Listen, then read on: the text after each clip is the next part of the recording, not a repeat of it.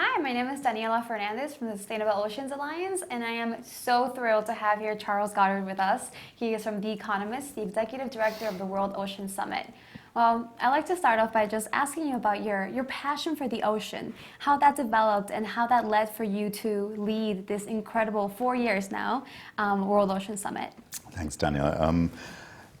The passion actually has evolved rather late in life. I love the ocean because I sailed and I swam and I did all the things that one does without really understanding the ocean very much itself. And it took this event, it took this process that we've been through over the last 4 years to really become this passionate about the oceans. And I suppose that passion has arisen because we've engaged with an extraordinary community around the world. People who understand the ocean, that have taught us and helped us learn about the issues in the ocean, that have made me think about the ocean in a very different way and think about what the ocean means to myself as well as to everybody else here. And I'm absolutely amazed myself at how we've also helped, I hope, help the passion for the ocean develop in the community that we've engaged as well. Part of that community was already passionate, but part of it didn't really understand and know the ocean. And I think part of the job that we've got is to try and explain to those people that don't really know too much about the oceans what the oceans really mean to us and how to be passionate about them. Absolutely. And I think that many people don't make the connection between environmental stewardship and a healthy economy. Rather, they think it's a sacrifice of having a great, healthy economy or harming the environment. Can you talk a little bit about the synergies between conservation and the ocean economy? Yes, and I think there is a really difficult conversation that needs to happen here, in fact. I mean, there is, as you know, the concept of the blue economy is trying to balance economic growth with long-term sustainable use of the ocean. And our observation around that is that the economic growth part of that is by far and away the most important part for most countries that are developing the blue economy. And most countries, by the way, are developing the blue economy. They have policies and plans to do so. What's misunderstood, or what's least understood, is how to do that sustainably. And it's not an easy thing to do. And part of the problem is how do you actually do that in an integrated way? How do you corral the various forces within the economy that you have, within the government and the government structure and the system that you have to, instead of thinking sectorally and separately about the ocean in an atomized way, think about it in an integrated manner. And unless we do that, I really do believe that it will be very difficult to do sustainable activity in the ocean because you have to do it as a planned, integrated process. Absolutely. Have you seen any businesses taking on sustainability head on and tackling these different problems through different sectors? Yes, I think there are businesses that are beginning to look at this question of sustainability, and I think it only really works from a business point of view when there's a real self-interest in it, and when actually acting sustainably has some measurable impact on the bottom line for businesses.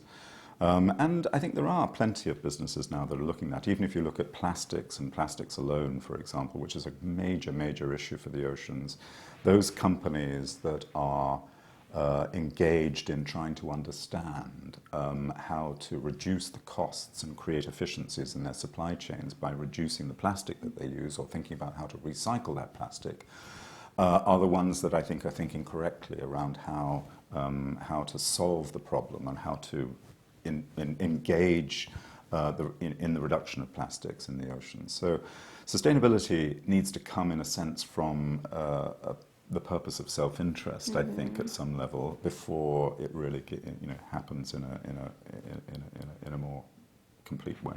Definitely. And how can millennials help make that push? Through a consumer lens, through the employee lens? What are your thoughts on that? Well, millennials, in that sense, like everybody else, they should be pushing on every level. I don't sort of distinguish millennials in any strict sense in that way. I mean, they're going to be engaged as we are. They should, we have let our generation and the generation before us, I believe, have probably let millennials down in a huge way because much of the damage, some thoughtless and some thoughtful, well, not thoughtful, but thought through, to the oceans and to the environment has happened as a result of the activities that we've undertaken. And we have been poor stewards I think, of that process. And we owe it, I think, fundamentally owe it to the following generations, the ones that follow us, to actually begin to create better stewardship of the oceans, particularly in this case. Millennials join in because millennials are the ones that are going to drive the energy of all of this, I think, and they're the ones that are going to take this on and be the focal point of the movements and the action around change in the ocean. So I think the event that you're doing here at Georgetown University is just a starting point for so many different millennial engagements around the ocean, I hope. And I hope we can help. Oh yes, I hope we can bring you into the process too. That would be wonderful. And on that same train of thought, what are your predictions what will be the next the greatest economic or environmental challenge that we will have to face in the next few years? Well, I come back to two in the ocean that I think are really important. Three, obviously, overfishing, which is an intractable, complex problem, but not one that can't be resolved. We know what the solutions are, but we should, but they're very politically difficult.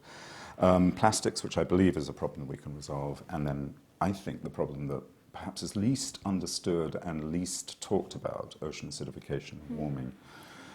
Which, in my own view, is something that really now needs to be put front and foremost in the agenda on the ocean environment issues.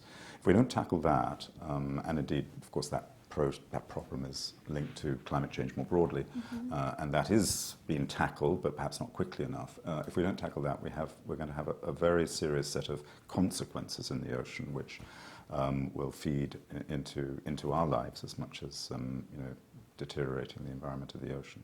Yeah, protecting for generations to come. Exactly, and we need to tackle it quickly. It's with some urgency. It's not a problem that we can leave any longer.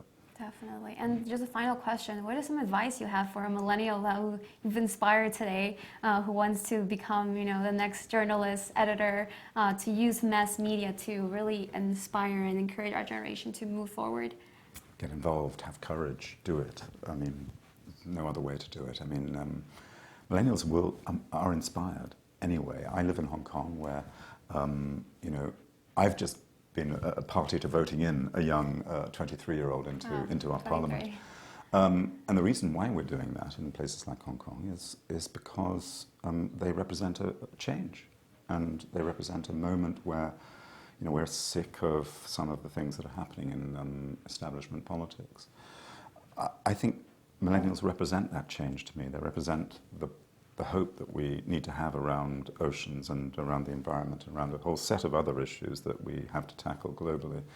So whatever we can do to help and encourage that, we will do. And I would just say to millennials, just get involved and do it, and have the courage to do it. Well, you heard Charles. Let's get involved and let's protect our ocean. Thank you so much for being here today. Thank you.